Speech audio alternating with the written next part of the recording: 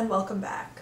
Before I begin, big thanks to my barbaric YAWP22 and Sophia Almaria for becoming my 2 latest subscribers. I really appreciate it. And now, on with the haul. You may be surprised to get yet another book haul from me so quickly, and the explanation for that is that I currently work at the Enoch Pratt Free Library in Baltimore, and every December we have a big book sale. It lasts for 3 days, and my department is in charge of putting on the book sale. And so I was there working all weekend, and on the last day you get to bring home all you can carry for $3. And the thing with that is, when I'm at the book thing, I try to be pretty abstemious and usually fail miserably. But when it's all you can carry for $3, or actually $3.18 with tax, it's like you're paying money, so you really want to take as much as you possibly can. And the only reason I didn't take more was because I'm willing to suffer mild shoulder dislocation to get books, but, any more than that, not good, and I did have to lug them on the subway and all that. So, without further ado,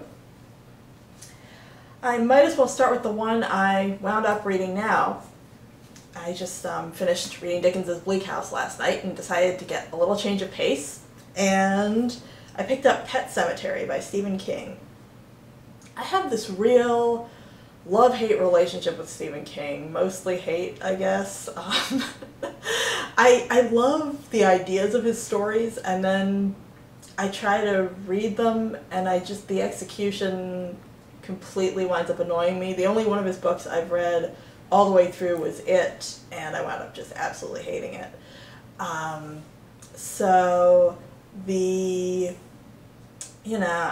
I dabble a little bit, and sometimes I just go online and read the spoilers because I like the ideas, and I just kind of want to know how the story turns out. But I've heard that Pet Sematary is really good, and a little more, I guess, acutely psychological than his other books. So, all you can carry for $3. It's not that big. I decided to give it a try. And I'm about 80 pages in so far, which means I still have a few hundred pages to go, and it could just turn out to be absolutely horrible. But so far, I'm really rather enjoying it. It doesn't, I tend to find his writing kind of mawkish and just a little both sentimental and vulgar at the same time. And this one, he seems to be pretty much steering clear of that, and so far he's building up the dread and also building up the character development in a way I really like. So we'll see. If this turns out to be good, maybe I will try to become a little more open-minded and forgiving and keep exploring his work. And then now for something completely different. I got Les Regrets et Autres Œuvres Poétiques by Joachim du Bellay. There's no real cover. They redid it with library binding, I guess. Du Bellay was a contemporary of Ronsard, who is one of my favorite poets, and they both lived in the 16th century. And I looked him up in my Benet's Reader's Encyclopedia a couple days ago after I brought this home, and apparently he was just bitter his entire life, or not his entire life, but a good portion of it, because he and Ronsard were friends, and apparently Ronsard was known as the great contemporary poet of the time, and Du Bellay was known as, like the second greatest, and so he was always a little bitter about that.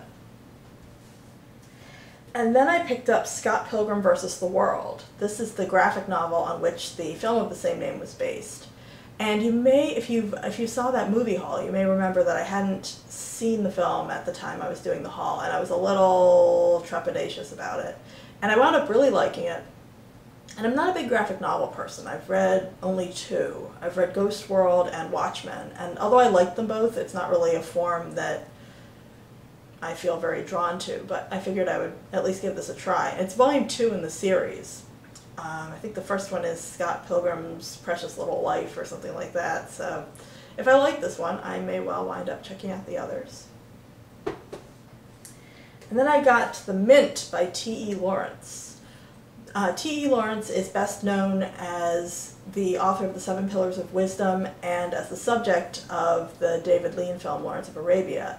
And these are apparently his unexpurgated notebooks. And then apparently when it rains Nabokov, it pours Nabokov. I picked up King, Queen, Knave. And then I was excited to find this. This is The Map of Moments, a novel by Christopher Golden and Tim Levin. And Christopher Golden wrote a horror novel I quite liked called Wildwood Road that I wound up picking up just on a whim. And I'm always looking for good horror, and that's just one genre that really, really tends to disappoint me. And that one, I felt like he had a really cool concept. It was very creepy, and the payoff actually worked. So I'm looking forward to reading more of his work, and I'm a little worried about this one because I'm kind of like, if it takes two people to write a novel, how good is it going to be? But we'll see. And then I got a couple novels by an author named Vicki Hendricks, whose name was vaguely familiar. I'm not sure where I'd heard of her before, but I got Miami Purity and Cruel Poetry. And these are both contemporary noir novels, and they look like everything I look for in contemporary noir. Kind of, you know, nasty, sexy, gritty.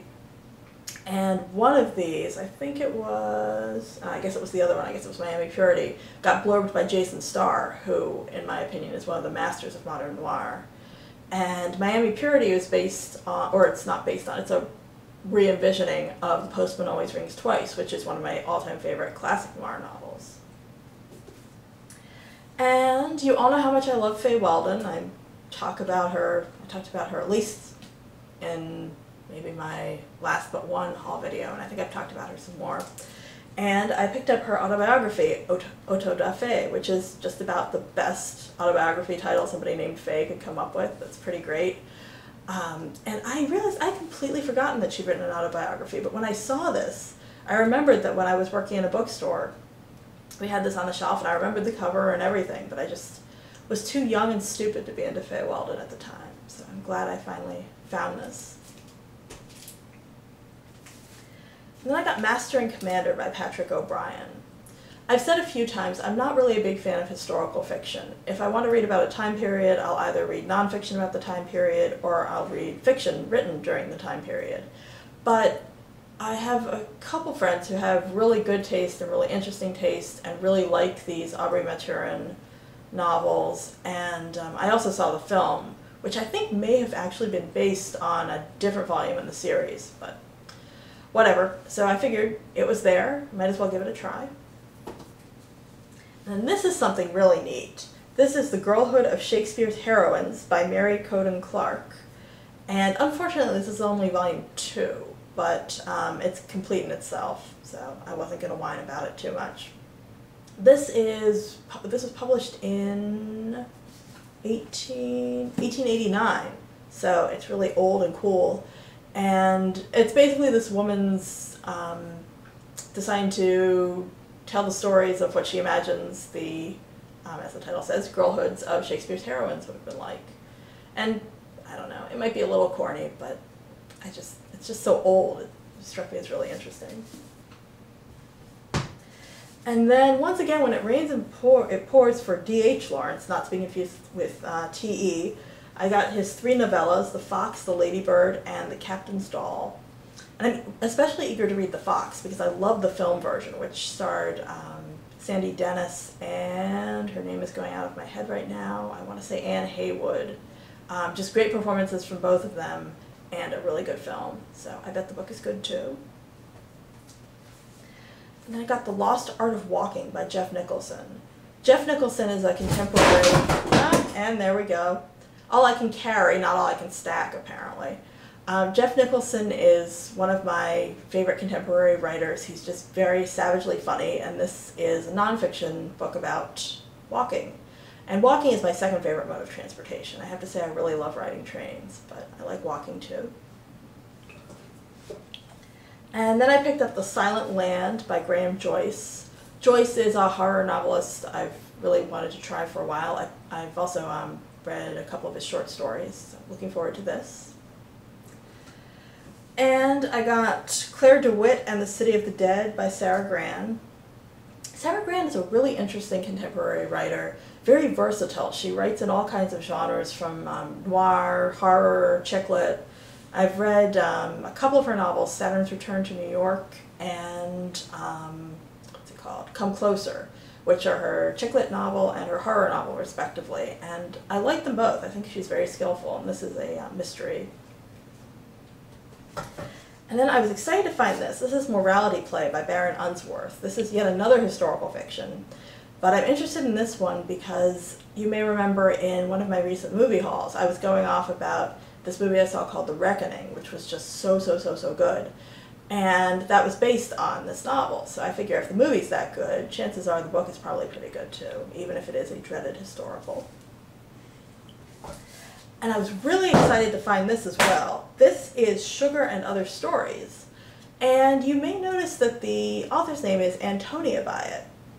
And she's much better known these days as A.S. Byatt, and I didn't even know she used to publish as Antonia Byatt rather than A.S. So this was a cool little curio. I really like her work. I think sometimes she maybe overdoes it a little bit, showing, I think she just gets so involved in her own cleverness that sometimes she drags on and on a bit. But overall, I'm a big fan, so excited to have something else of hers. And then I got In Awe, a novel by Scott Heim.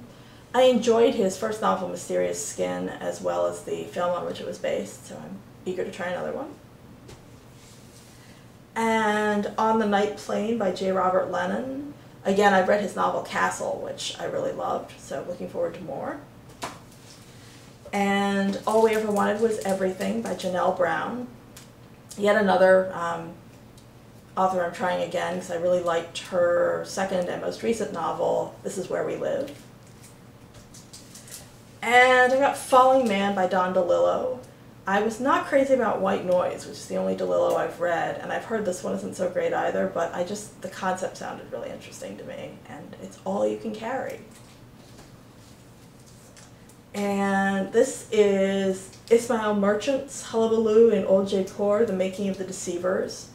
Ismail Merchant is half of the directing production team Merchant Ivory, who are best known for their literary adaptations, but I much prefer their earlier films, which are about India and Anglo-Indian relations, and this is about the making of one of those films. And I found this really exciting children's book called Newfound Tales by Joseph B. Egan. As you know, I love stuff like this, and this looks sort of like an Andrew Lang-ish compendium. And I got Flickopedia, Perfect Films for Every Occasion, Holiday Mood, Ordeal, and Whim. And a few novels I had just heard of that sounded good. The Raw Shark Texts by Stephen Hall. The Indoor Boy by Anthony Scher. Never Eat In by David Lettick. Lost in the Garden by Philip Beard. She's Gone by Kwame Dawes. I Just Want My Pants Back by David J. Rosen, don't we all? And Personal Days by Ed Park. And last but not least, have you ever just really wanted a few charmingly bound librettos in a language you don't understand at all? Well, I didn't realize I did, but they had all these little Wagner librettos, so I decided to grab them. I got Tannhauser, Tristan and Isolde, and 3 of the 4 Ring Cycle librettos. I'm missing Götterdämmerung, but oh well. And if you've made it this far, thanks for watching, and I hope you'll join me for my next video.